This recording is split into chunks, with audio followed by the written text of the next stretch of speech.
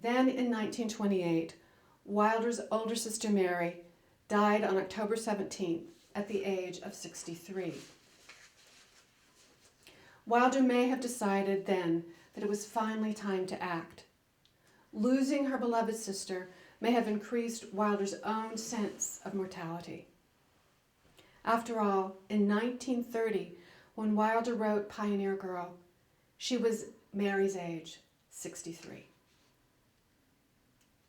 Meanwhile, back at Rocky Ridge Farm in May 1930, we may not know why Wilder wrote Pioneer Girl or when exactly she started it, but we do know when Wilder finished the manuscript.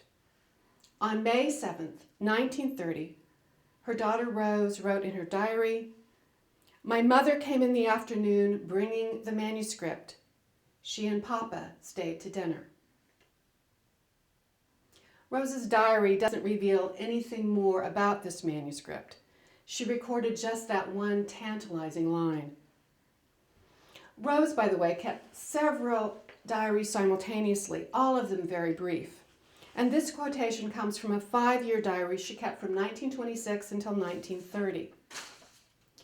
You can see that all of the entries here are short. Still, we do know Wilder wrote Pioneer Girl straight through. Her handwritten manuscript has no section or chapter breaks. And because this was a rough draft, she sometimes wrote out of sequence, rushing ahead with her story, then backtracking later to insert a scene or episode, leaving marginal notes explaining how the narrative would flow.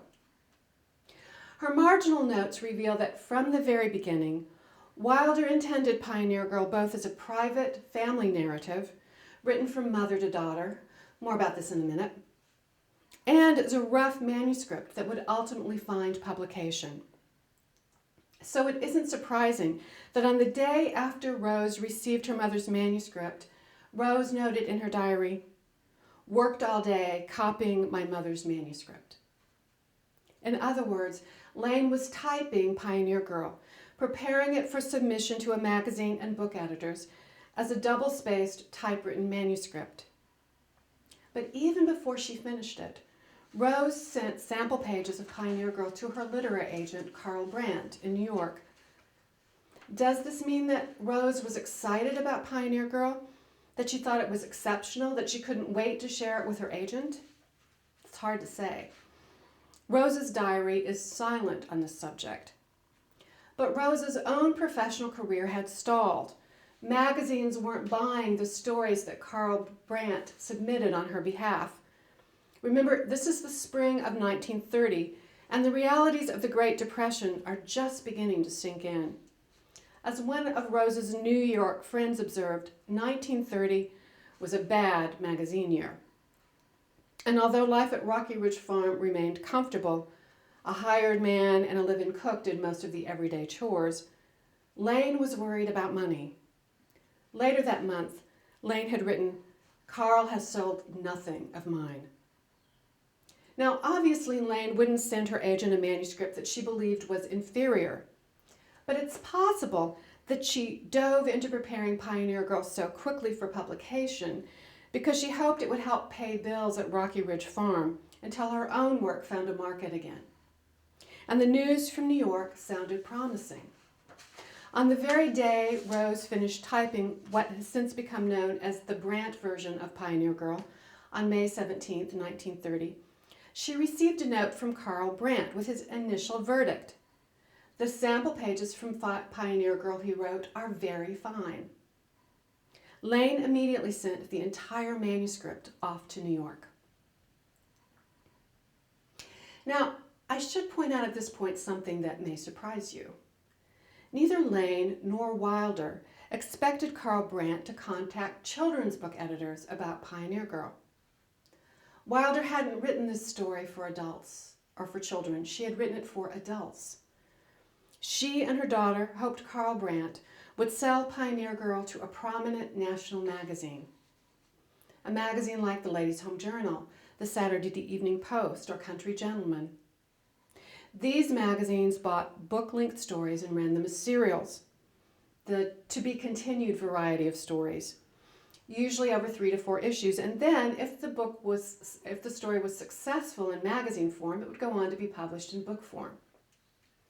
This was how publishing worked in the early part of the 20th century. At this point, no one considered Pioneer Girl appropriate for young readers. Wilder's autobiography was aimed at adults. Submitting a manuscript to an agent or editor is always a gamble. It still is today. There were no guarantees that Carl Brandt would want to represent Pioneer Girl. True, he'd like the sample pages, but would he like the whole manuscript? And even if he liked it, would he feel there was a market for it? No written record remains to tell us how Wilder and Lane felt as they waited for Carl Brandt's responses. But based on entries from Rose's diary, life at Rocky Ridge Farm settled back into its normal, everyday routine. On the day after Lane sent the manuscript to her agent, she wrote this in her diary: "Writing letters all day, clearing desk in hope of working tomorrow, parents and Murray's to dinner." Later, her housemate, Helen Boylston, Mrs. Murray, and Wilder herself stayed to play bridge and later blackjack. Awaiting news from an agent or editor can be agony for a writer, but Wilder's wait on Pioneer Girl was physically harrowing. She was troubled by a tooth, and in late May, she and her daughter drove to Springfield, caught a train to St. Louis, consulted a dentist, who then took out all but Laura's front teeth. Mama Bess, Lane's nickname for her mother, Lane wrote, is very ill, all the rest of the day in bed, in hotel. Wilder felt better the next day, so of course, what would any mother and daughter do in St. Louis? They went shopping. But they also had an appointment later in the day with another dentist, who promptly decided that all Wilder's upper teeth had to come out too. She had that done the next day. By the time mother and daughter returned to Springfield on May 29, 1930, Wilder was holding up well, but Lane was worried about Pioneer Girl. There had been no news. "No word from Carl about my mother's story, which I think has been badly handled," she wrote. And by the time Lane and her mother returned to St. Louis in mid-June for Wilder's new set of dentures, they still hadn't heard from Brandt. Given how swiftly he'd responded to Pioneer Girl's sample pages, the long silence from New York seemed ominous. And indeed, Wilder came home to Rocky Ridge Farm with her new dentures, only to find a letter awaiting from Carl Brandt.